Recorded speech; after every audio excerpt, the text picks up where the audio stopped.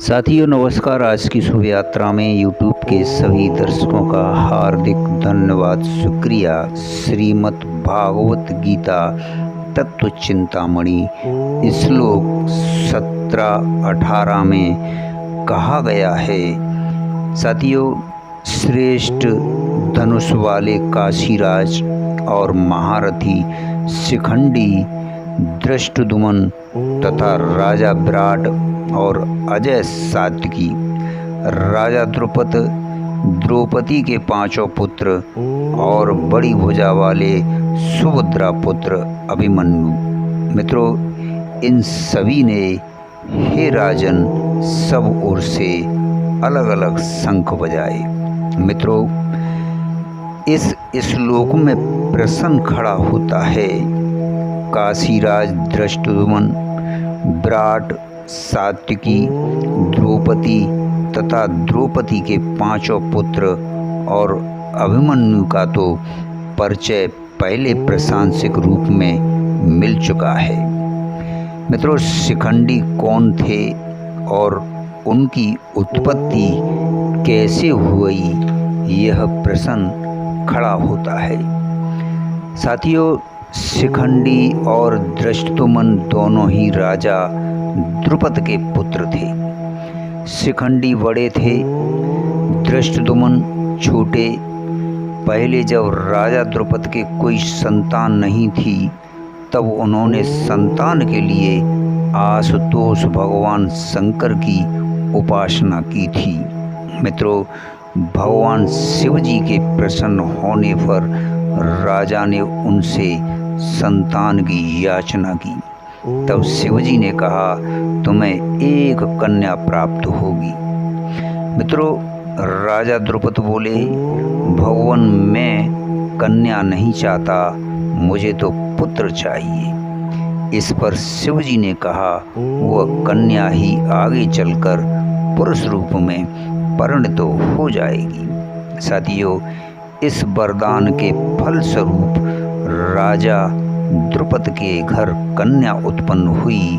राजा को भगवान शिव के वचनों पर पूरा विश्वास था, इसलिए उन्होंने उसे पुत्र के रूप में प्रसिद्ध किया। रानी ने भी कन्या को सबसे छिपाकर असली बात किसी पर प्रकट नहीं होने दी।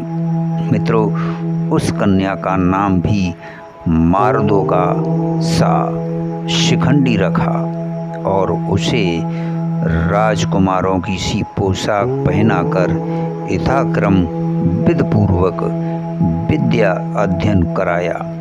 साथियों, समय पर दार्शनिक दश के राजा हिरण्यवर्मा की कन्या से उनका विवाह हो गया।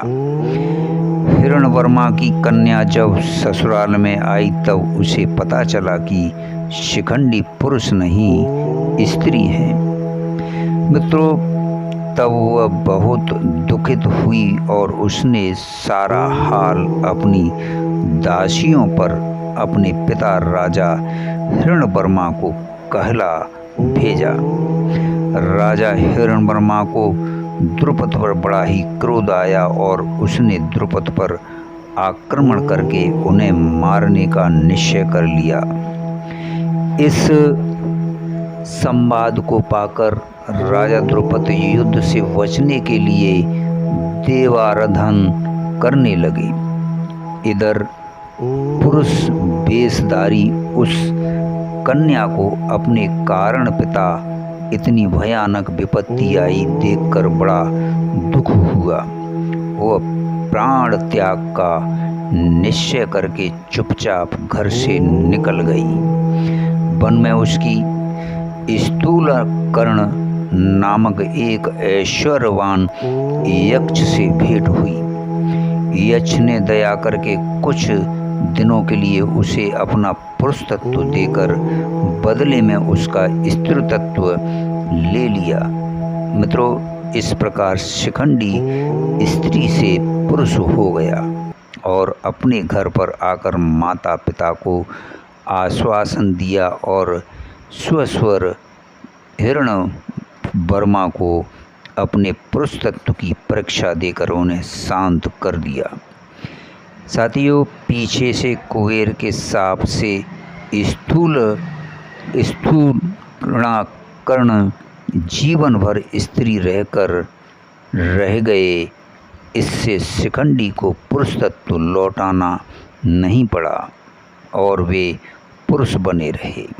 पितामह भीष्म को यह इतिहास मालूम था, इसी से वे उन पर शस्त्र प्रहार नहीं करते थे। साथियों, शिखंडी भी बड़े शूरवीर महारथी योद्धा थे। इन्हीं को आगे करके अर्जुन ने पितामह भीष्म को मारा था। साथियों, प्रश्न उठता है, इन सभी ने अलग अलग शंख बजाए, इस कथन में भी कोई खास बात है? मित्रों, सर्वशः शब्द के द्वारा संजय यह दिखलाते हैं कि श्री कृष्ण पांचों पांडव और काशीराज आदि प्रधान योद्धाओं के जिनके नाम लिए गए हैं, अतिरिक्त पांडव सेना में जितने भी रथी, महारथी, अतिरथी वीर थे, सभी ने अपने अपने शंख बजाए। यही विशेष खास बात है। मित्रों, इस संबंध में भगवान श्री कृष्ण और अर्जुन के पश्चात पांडव सेना के अन्याय शूरवीरों द्वारा सब ओर शंख बजाए जाने की बात कहकर अब उस शंख ध्वनि का क्या परिणाम हुआ, उसे आगे संजय बतलाते हैं।